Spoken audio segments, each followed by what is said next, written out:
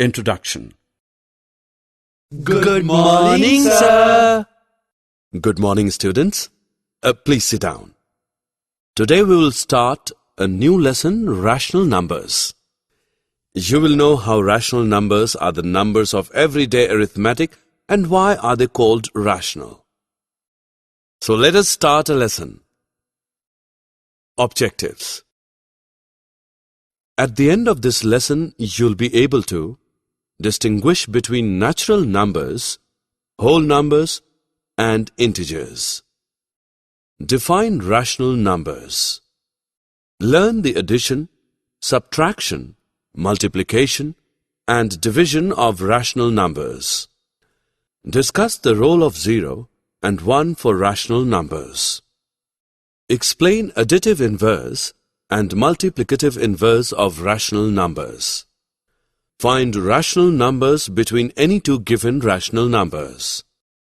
Whole numbers are simply the numbers 0, 1, 2, 3, 4, 5, and so on. There are no fractions. Natural numbers are the positive whole numbers except 0. Integers are like whole numbers, but they also include negative numbers. So integers can be positive, negative, and 0. Students, what about 1 by 2? Is it a whole number, natural number, or an integer? You can see 1 by 2 lies between 0 and 1. We call it a rational number. Come along to know more. A rational number is a number that can be written as a simple fraction, that is, as a ratio. So, a rational number looks like this, that is, P upon Q. Remember, Q cannot be equal to 0. Can you tell which of these numbers are rational? Yes, all of them are rational. So, rational numbers are simply the numbers of arithmetic. Sometimes the rational number can be like that.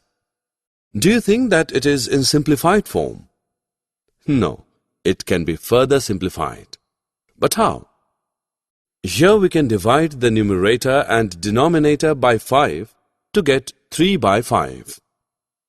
This is the simplest form. So students, remember we can simplify the fraction by dividing the numerator and denominator by a common factor. How to add rational numbers? Hey, it's easy. Before we add, keep in mind the rational numbers should have the same bottom number, that is, both the rational numbers must have common denominator.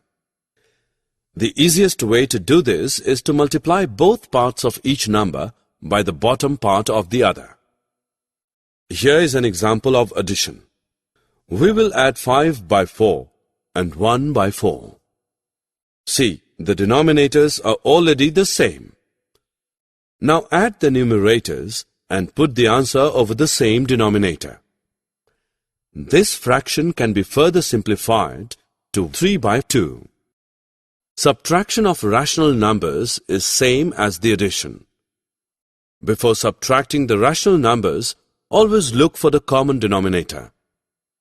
If it's not common, multiply both parts of each number by the bottom part of the other. Here is an example of subtraction. We will subtract 1 by 7 from 5 by 7. We know denominators are already the same, so subtract the numerators and put the answer over the same denominator. Now we will study multiplication of rational numbers.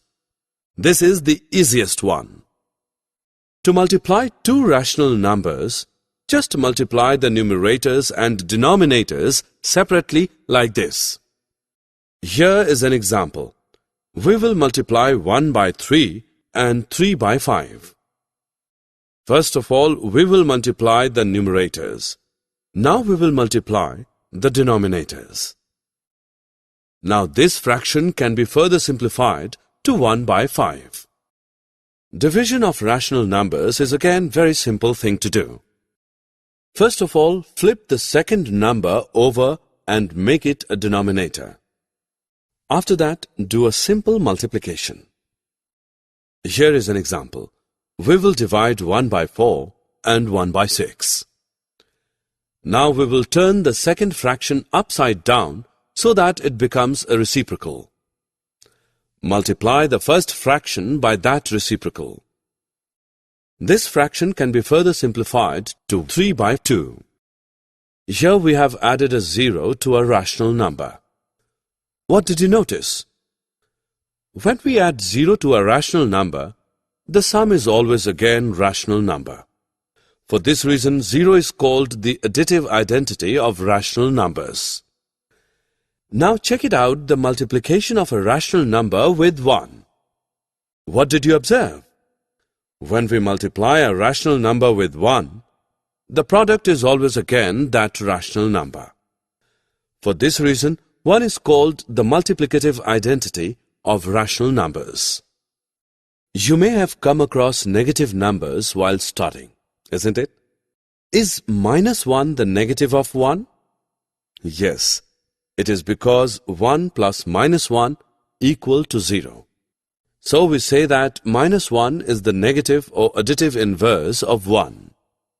Likewise, for any rational number, say 3 by 7, -3 by 7 will be its additive inverse. Just think, by which rational number would we multiply 7 by 19 to get the product of 1? Obviously, it's 19 by 7 so as to get the product 1. So we say that 19 by 7 is the reciprocal or multiplicative inverse of 7 by 19. Did you know that there are infinitely many rational numbers between any two rational numbers? Now we will learn about it. Let us find a rational number between these two rational numbers using a mean method. So we can say 3 by 8 lies between 1 by 4 and 1 by 2. First of all, we will find the sum of these numbers, which comes out to be 3 by 4. Now divide this sum by 2. We know division flips the second number and sign changes to multiplication. Let us check your knowledge. Drag and drop the correct option into its respective place. Summary. Let us summarize what we have learned.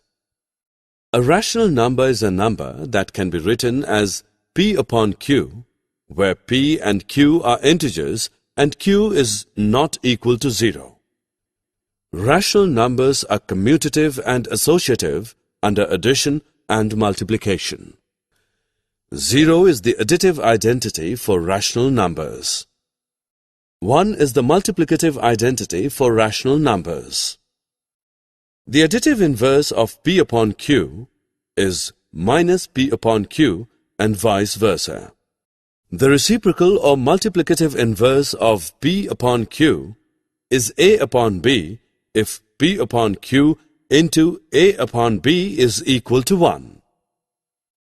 For all rational numbers A, B and C, A into B plus C is equal to AB plus BC and A into B minus C is equal to AB minus BC is known as the distributive property. Rational